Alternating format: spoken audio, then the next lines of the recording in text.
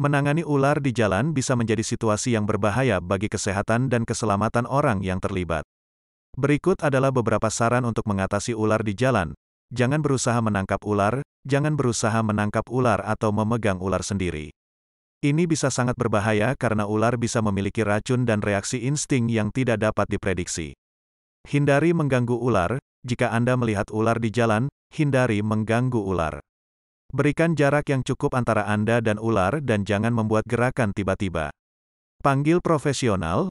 Jika Anda menemukan ular di jalan, panggil agen keamanan hewan atau agen pemadam kebakaran setempat.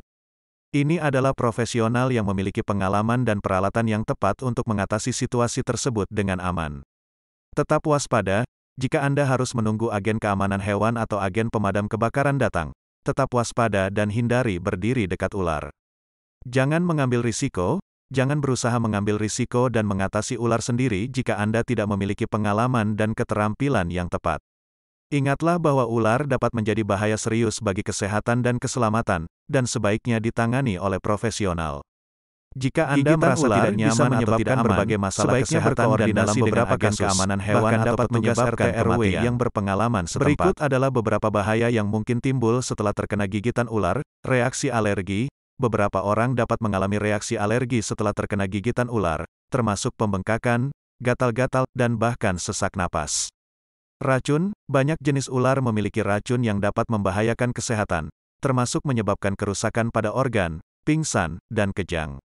Infeksi. Gigitan ular bisa menyebabkan infeksi jika tidak diterapi dengan benar. Ini bisa menyebar ke seluruh tubuh dan memperburuk masalah kesehatan. Kematian. Dalam beberapa kasus, gigitan ular bisa menyebabkan kematian jika tidak diterapi dengan cepat.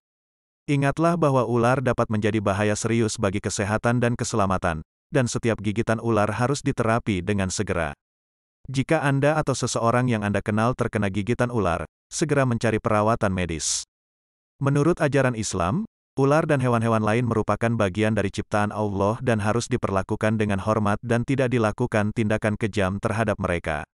Dalam hadits Nabi Muhammad SAW dikatakan bahwa, barang siapa membunuh seekor binatang yang tidak berbahaya baginya, maka ia tidak akan merasakan aroma surga pada hari kiamat. Jika Anda bertemu ular di jalan, disarankan untuk menghormati dan menjaga jarak dari ular.